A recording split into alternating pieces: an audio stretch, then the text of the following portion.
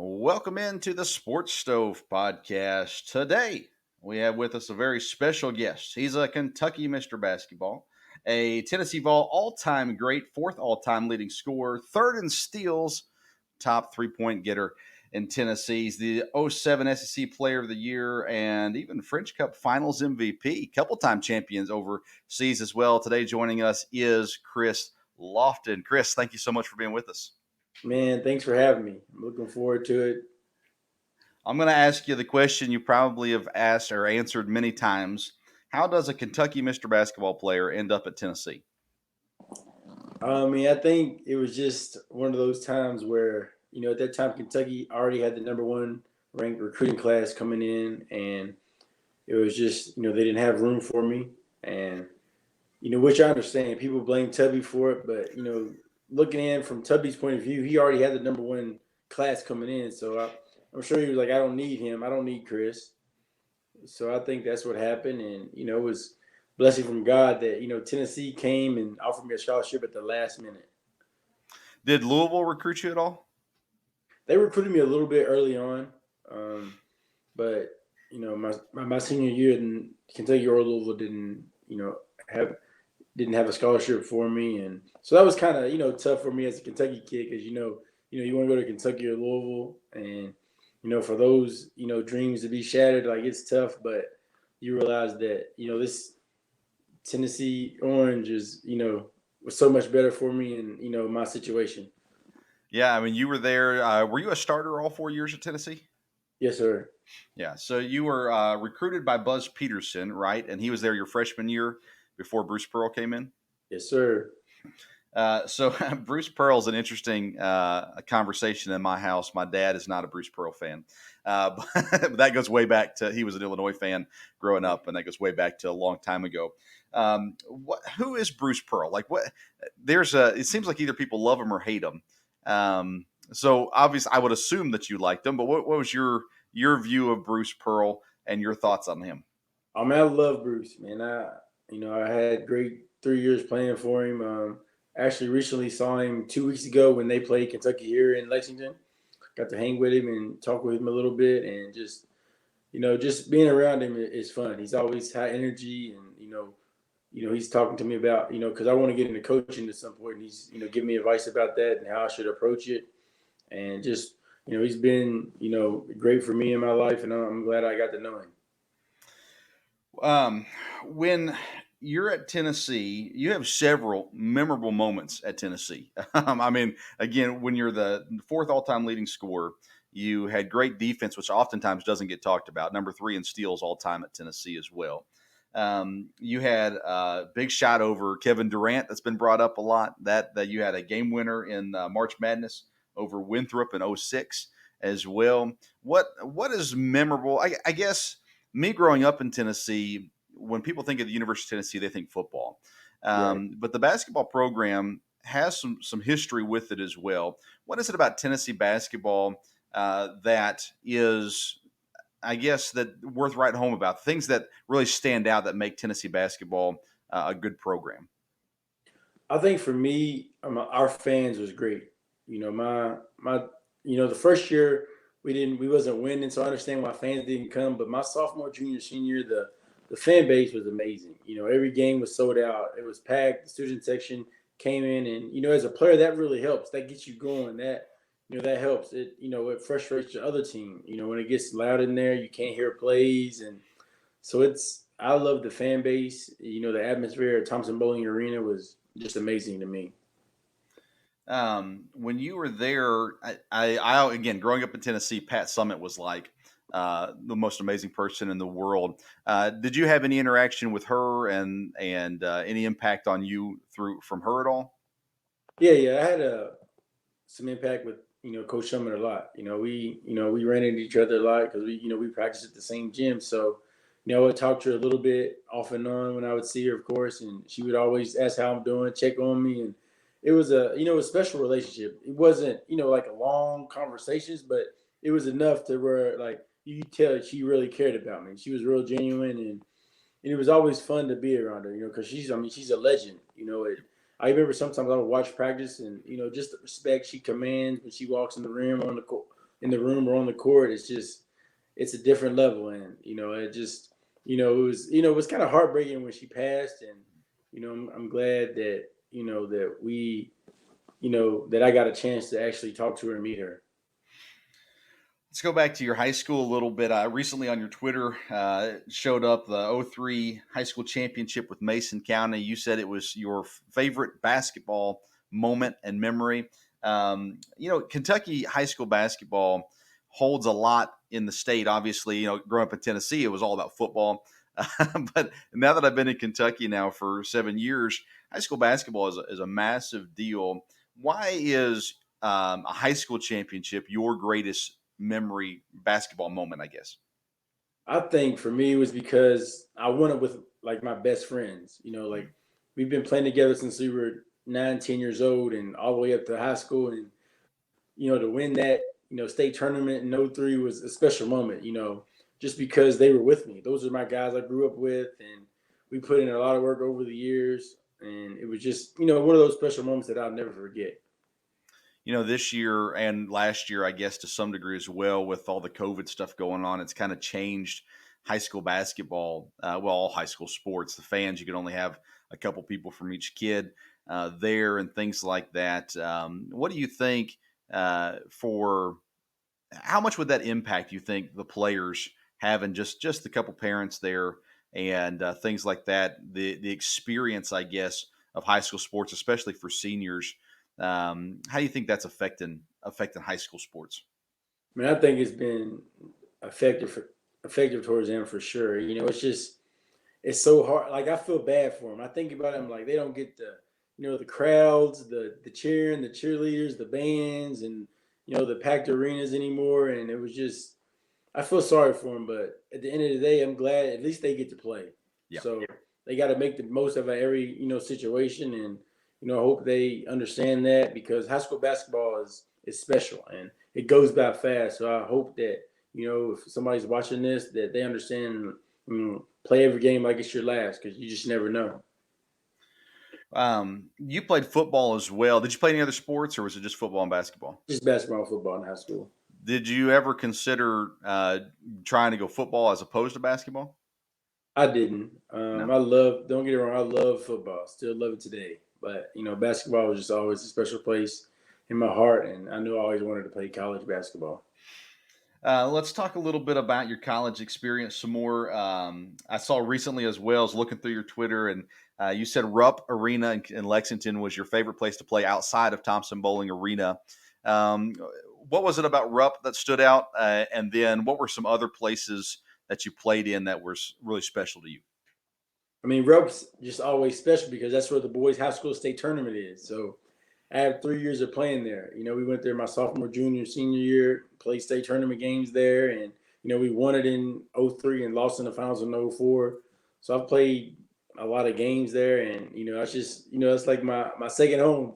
It was special. And to win there and, it was so much fun. And to play there against Kentucky where, a lot of family and friends were coming to see me was always special.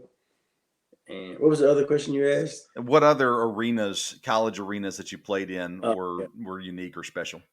My favorite besides TBA was Rupp and probably Florida. I love the Hmm. O'Connell Center. It was special just because the students were right there on you, and it was it was hot in that gym. Like you would sweat so much, and it was just the atmosphere was amazing. And Were there any those schools are my that favorite. had Were there any schools that had weird locker rooms for the guests? Uh, I remember Vandy had like a weird locker room. Hmm. Along Vandy's with weird their all around. their gym was different. The locker room was kind of different. What playing on that court? Is it what's that called? Coliseum, Vanderbilt. What? How different is that? Is it different at all when you're out there playing, or like does it affect how you play at all? It's different, but I think after the first time I was used to it, and at the end of the day, it's still basketball.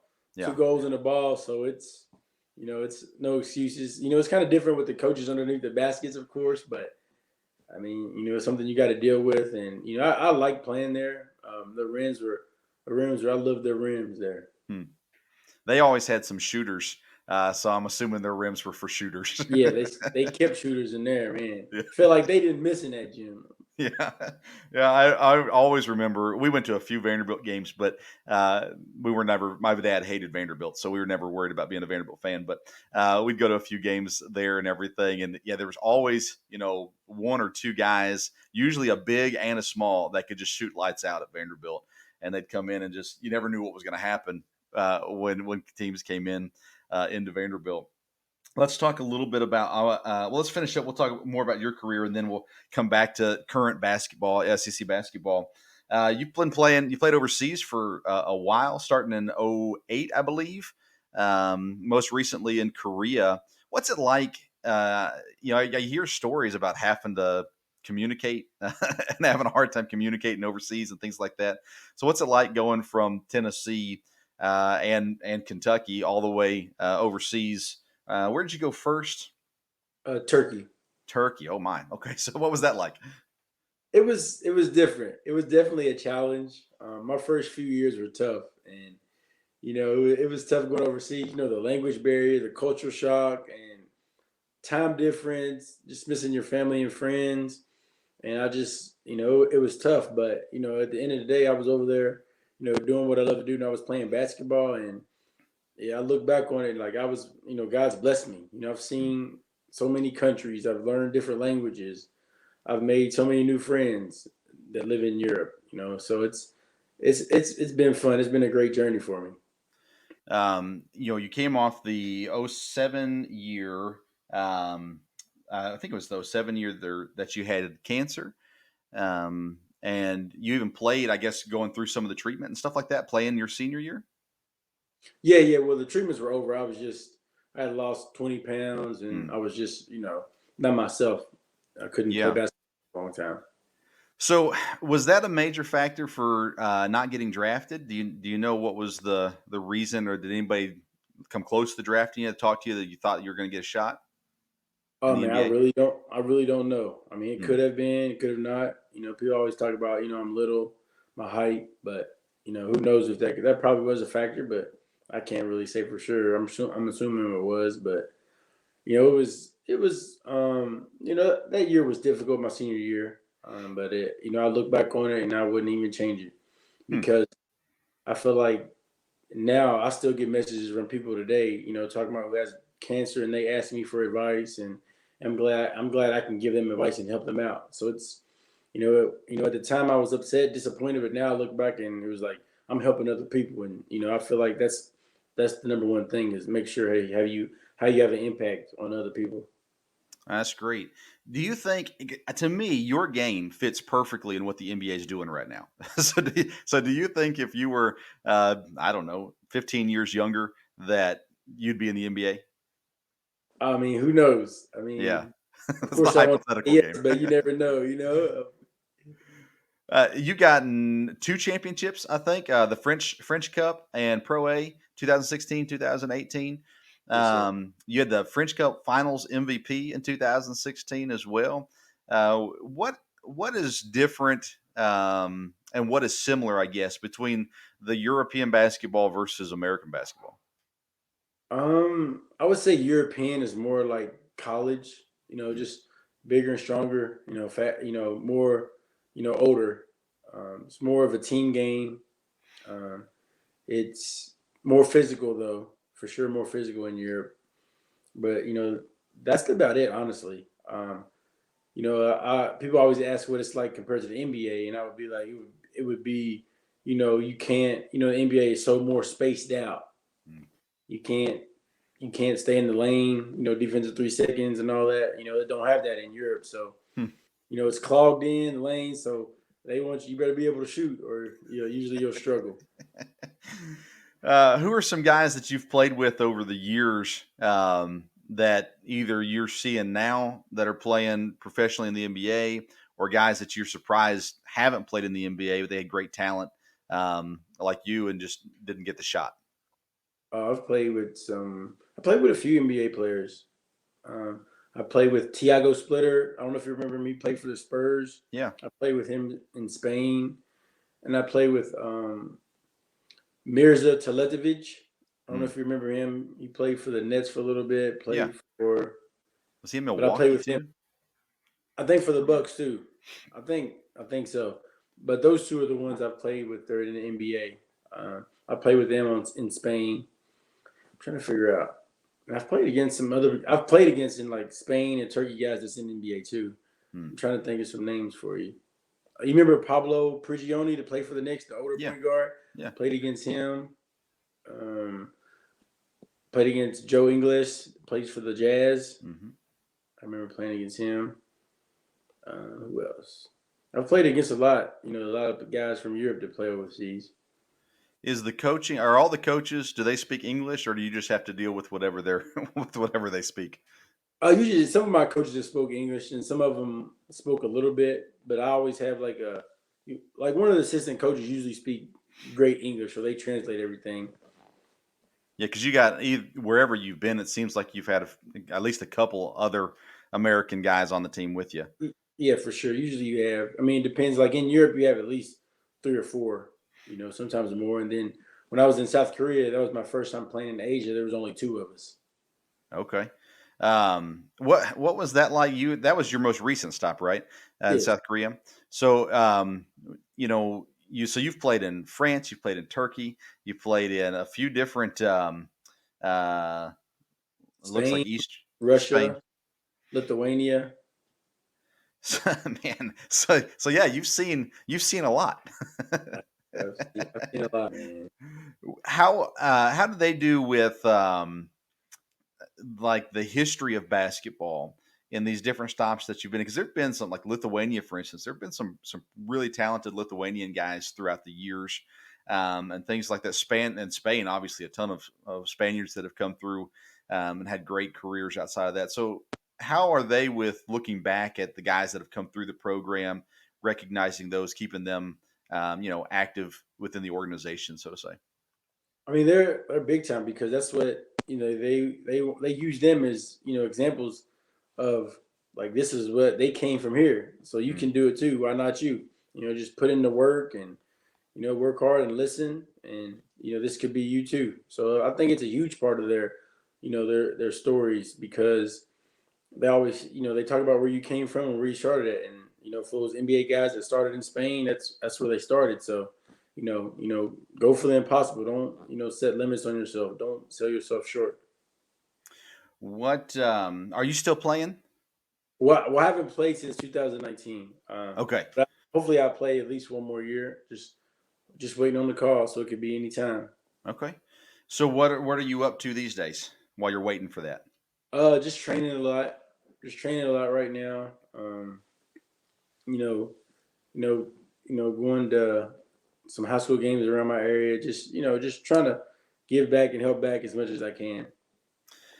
You've been, if I remember right, you at least last year or 2 years ago, I don't remember when. I thought I saw you in Lexington doing some working with some guys, high school kids, stuff like that, doing some training and things like that.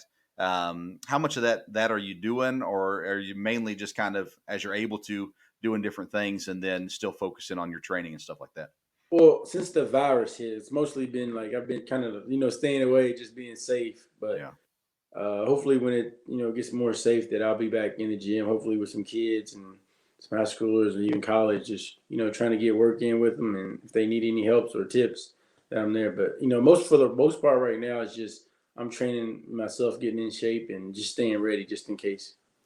When you're working with high schoolers or younger people, what are your main things you're focusing on? Are you focused on the mental aspect of the game, or mainly like form and stuff like that? What's your main thing that you're focused on with helping kids? Like the first thing is I want the kids to like enjoy it, have fun, because I think that's lost now. It's just like a business as a kid now.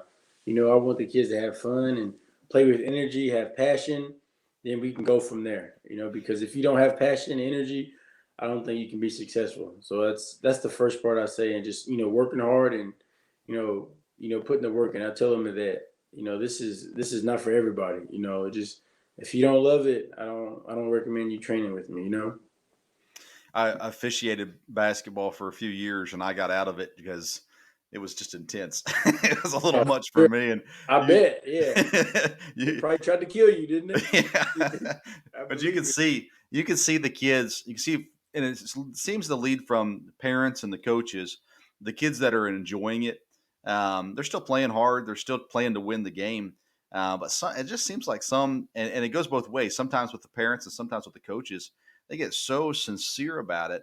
They're just working the kids, and the kid, you can just tell this isn't fun. And before long, he's either going to be playing baseball or he's going to be doing something different because he's just getting worn out from whether it's his parents yelling from the bleachers or the coach and how he's handling, I guess, the game as well. So you said you wanted to coach down the line as well, and you were looking to coach high school, college, pros. What are you wanting to do? Probably college, just to start out and see if I liked it. That's the plan. Try to get into college coaching at some point. Okay, and so I'm sure you've got some phone calls into a couple guys and saying, "Hey, Yeah, when that time comes." we'll see. All right, let's talk about SEC basketball because you're still right here in the area, paying attention to it. I know you've been on a couple shows and talked about some different things as well. I want to start with Alabama in SEC play. Nate Oates has done a great job in the couple years he's already been there. Now they're first 13-1 this season. What do you see out of Alabama that's impressive and maybe that's different from what they've been in the past? Well, I've only seen them play that one game against Tennessee. You Hmm. know, but I could tell like they're a great team. They spread the offense out. They shoot threes. They attack, and I like the freedom they got. The coach gives them the freedom to do what they do, and they play at a high level and with passion and energy, and that's why they're 13-1 right now. I'm hoping to have Nate Oates on. He's turned me down so far, but we're working on that still. Let's talk about Tennessee. I mean, they started out hot. They great non-conference schedule and record. They're 8-6 in the conference right now. Are you? I'm assuming you still keep up with the program. Of course. So what is it about this year that's different from the last couple years? Uh, I think Coach Barnes has done a great job with them. First and foremost, they got they have a upperclassman in Ease and Folky returning. And Vescovi got some time last year as a freshman, and then you bring in those two, Keon and Jaden, highly talented freshmen, and I think it's been a great mixture. I think that this team is very capable of making a run in the tournament. We just we had a tough loss yesterday, but it happens. Every time you play Kentucky, it's gonna be a tough game regardless. I know Kentucky's not doing good, but it is what it is. They're gonna play hard against Tennessee, and so I hope people don't look too bad into this loss. But I really like this team and our chances. Yeah, a lot of people, and I was included in this early on in the season. I thought there's no way that they're actually this good, but they kept on putting it on. And they've had some tough losses, of course, in the conference, but they still definitely seem to be incredibly talented and gifted. Growing up, all everybody talked about was the Lady Vols. So until about the time I was heading off to college, and things started getting turned around, but it's intriguing to watch. Barnes is a great coach. And his staff is good. They've been recruiting well also and adding to it, and it's exciting to see. I think the SEC as a whole has gotten stronger. What do you think about the coaches in the SEC? It seems like every team just has a really solid coach right now. For sure, man. SEC is tough, and you can tell by I think we got probably a lot of I can't remember how many teams I saw that's supposed to be making the tournament, but it was at least 4, 5, or 6, wasn't it? Last Yeah. time I saw, so that lets you know that this conference is a tough conference. And, every game is going to be a tough night, and you better bring it. Let's talk about Kentucky a little bit, as we're both living in the state right now. Man, what a year! Kentucky has one of the top-rated recruiting classes in the nation, and they just come out and just drop the ball from day one. It seems like there's obviously got talented kids on the team. What do you think has been the problem with Kentucky this year? I don't, I don't watch Kentucky much. I watch when they play Tennessee. So being honest, so I mean, they looked good last night. I can tell you that. I was like, this is not the 7-13 team I've been hearing about. Right. But I think I've seen bits and pieces of little games, But I really watch a lot of NBA. If it's not Okay. Tennessee, I watch a lot of Auburn with Bruce sometimes when it's Yeah. on. But other than that, I watch a lot of NBA. But from some games and from what I saw, I think this pandemic's hurt, not being able to Mm. practice a lot with the freshmen getting there in the summertime, like, getting that work in. Because, when you're young, it's different level when you come to college. And, that summertime taken away, I think that affected a lot of schools. Well, let's talk about the NBA a little bit then, since you watched that. Let's keep up with what's going on. Well, let me ask you the age old question: MJ or LeBron? I got to go with MJ. Okay. I got to go with my. Don't get it wrong. LeBron is special, but, you tell me who I got to pick. If I got a 7-game series and my life's on the line, I got to have Mike. I'm with you 100% on that one. Let's talk a little bit about these super teams. So they say Brooklyn right now: KD, Kyrie, James Harden. Of course, we kind of started Miami a little bit back in the day. Boston, of course, required some guys to the trades with Garnett and Ray Allen and all those guys. But do you think right now the NBA is set up well, or do you think they're kind of in a decline when you're talking about fan base? And the entertainment factor of the sport. Uh, I kind of like how it's set up now. I think a lot of, besides, I'm trying to think, besides the big three and Nets, I like the idea of having, two stars on a team, and get your role players and let's go. But, this Brooklyn team is, special. I mean, they got 3 guys that can get 50 at any time. So they're going to be tough to deal with. And, I know people say it's their first year and, you got to get the team chemistry. But when you got 3 guys that can score at any time, that you're always got a chance. So it's going to be interesting to see. It's hard to go against them in the East right now. They've looked real good. Definitely. So the common phrase is defense wins championships, and Brooklyn doesn't play defense. Right. So, do you think that matters, or do you think with the firepower they have, because it's not just those 3? I mean, they've got other guys that can put the ball in the hoop also. So, do you think it matters that their defense isn't great, or do you think that come playoff time they'll actually play defense? I don't even think their defense has to be great. It has to be, okay, Yeah. because those, they got 3 guys that can score at any level at any single time. So it's like, are you going to outscore them? Probably not. So it's going to be tough. You got to, I'm sure somebody have a good game plan for them to, try to force them all into tough shots and, making the others beat them. But it's going to be tough to beat them four games in a row. So, do you have a team that you cheer for, or are you more kind of cheering for certain players? Yeah, I'm more of a guy. Got my team. No more of a players. Just watching certain players. I was a Kobe Bryant fan.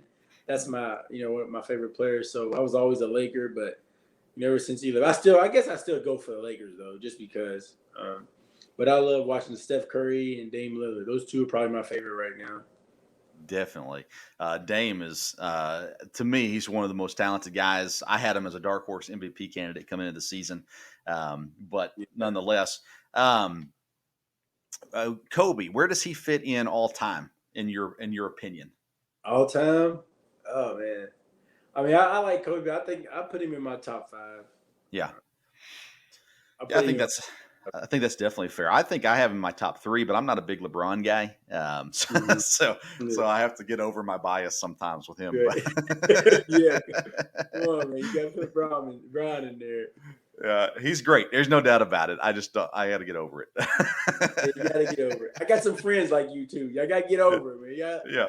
You got to get over it. I think, and tell me what you think about this. I always thought he's a great player. You can't deny that at all. I thought his downfalls was when he tried to run the team, brought in some guys in Cleveland that, hurt him financially. Tristan Thompson, he played well at times, but his contract was killer. It seems like in LA right now, he's letting them put together the team, and he's just playing basketball. And that seems to be working out pretty well for him. Yeah, I mean, listen, like Bron's been to 11 finals. So if he has a little bit of say so, you give it to him, I think. Yeah. Yeah. I think he knows what he's doing. I'll lose every LeBron argument because I do. I have to get over it. I know that for sure. What about the young guys in the league right now? Because there's some phenomenal young guys in the league. Who's catching your eye? Not necessarily just rookies, but younger guys in the league right now. Young guys, let's see. Well, I like Devin Booker. I like Jamal Murray. Do they count as young guys? Yeah, they're young enough. Yeah. So Jamal Murray and Devin Booker, probably, I like watching those two. Those two Yeah. young guys are special. What about guys like Shai GilgeousAlexander? Yeah. These lengthy guards, they're not super tall, but man, they play defense. They can shoot. they can do everything. Yeah, funny Shai GilgeousAlexander story. So I'm in LA 2 years ago, I think. Is this Shai? Is this his second year in the league or third? This is his third. Okay, so it was 3 years ago in LA, and one of my friends like helped work him out, getting ready for the draft and all that. So I was out there, and they were like, we were playing and we were working out, and I was like, and I remember him from college playing, and I was like, oh, he's going to be real good. And I remember calling my friends because we had played some 3-on-3, and I was like, hey, SGA he's the man. He's going to be it. I'm telling you, because he was so long, and you know what I'm saying, and like get to the rim, he could finish well. I was like, yeah, I like his game. So after that day, we worked out and played 3-on-3. I became a fan. I was telling my boys like, yeah, watch for him. He's going to be special. So I'm glad I look good telling them that. What is your most memorable college moment playing? 2008, Tennessee versus Memphis, 1 versus number 2, and we winning. That was just most special. Just the fact because 3 years before that, I was a freshman and we were 14 and 17 and we were awful. So to go from that to be number 1 in the country, that was definitely the most special moment for me. And did you guys have any Memphis guys on your team? Guys from Memphis? No, we didn't. No, I know. In Tennessee, it seems like obviously Memphis has a great influx of talent comes through playing basketball and stuff like that, and so that's always a big grounds in Tennessee trying to land guys. And Memphis has always had quite the crew as well. I think you guys were number 1. I don't remember if it was in 07 or 08. And after becoming number 1, you guys played Vandy and lost to Vandy. That was 08. That was 08. So what is the mood like for a team that gets to number 1 and then next game loses to Vandy? I mean, we Vandy was great. They were a great team, and we played at Vandy. Like you said, they don't miss. They were making everything in there, exactly. And they were amped up because we were number 1 now. So you got to take that in consideration. We knew going into that game it was going to be tough. So, we knew that, they had great players, Shane Foster, and who else they had? They had that was I can't think of his name. Yeah, they were good. Yeah, they had a few guys. They had a big guy that year as well. Ogilvy. Yeah. AJ Ogilvy. So they were a solid team for sure. So it was, we didn't want to lose, but we knew we had to play hard, and we played hard. We just came up short. Put on your college coaching hat for a second, and let's say you're recruiting kids. What kind of kid are you looking for to be a part of one of your programs? I want a kid that works hard, that plays hard. Doesn't put the team first, don't care about himself, and just wants to win. It's going to grind, it's going to work hard, listen, be respectful. Do his work in the classroom. I don't have to worry about that, and be respectful to everybody. Yes, ma'am, no, ma'am. All that. Just being respectful. What coach are you drawing from the most when you're putting together your coaching philosophy and stuff? Preparing to be a coach. I think just a mixture. I played for Bruce Pearl, so I'm gonna take some stuff from him that I like. I've watched practices of Calipari. I've watched practices of Coach Barnes. So those 3 I've watched and try to take some stuff from each and every one of them. Conzo Martin too. Conzo Martin. Oh yeah. Yeah. So what stuff that you learned or saw over in Europe can you bring to the table that maybe not every coach has seen? I mean, they've seen the game, obviously, but what is it about the European style of basketball that you can bring in as a coach and apply to a team that you're coaching? Just I played for some great coaches, and some of their offensive they ran and some set plays. So I've tried to remember some of those, and so I kind of keep those in the back of my head. So hopefully I remember them. When I get a clipboard. So I learned a lot from those, from European coaches too. That's great. So, any big plans coming up here other than just getting ready for that next phone call? Not really, just waiting for the snow to leave and waiting for it to get warm again. I hear that. I was out just an hour before we got on to record. I was out chipping away ice in the driveway. Oh, terrible, cold. Like, man, I need to be on the beach. I wasn't made for this weather. I definitely hear that. All right. Well, this is Chris Lofton again, all-time Tennessee great in basketball and multi-time champion overseas as well. And working, you're saying, planning on hopefully at least one more season, Yes, sir. At least and then from there diving into coaching, hopefully. that's the plan.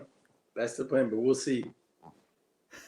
Where can people keep up with you if they want to follow you on social media? I mean, I'm on Instagram, C_Lofton, on Twitter. I think I'm just my email, clofton606 @yahoo.com is my Twitter. Or Chris Lofton. I think you just type in both. Okay. Yeah. All right. Chris, thank you so much for taking a couple minutes with us tonight and talking with us. Again, growing up in Tennessee, I was headed for college right before you came to Tennessee, but you brought a bright light to Tennessee basketball while you were there, and still working hard. We're going to keep up with you, and good luck moving forward. And hopefully, we'll see you on the sidelines here pretty soon. Appreciate it so much, man. Thanks for having me. Not a problem. You have a good evening. You too. All right.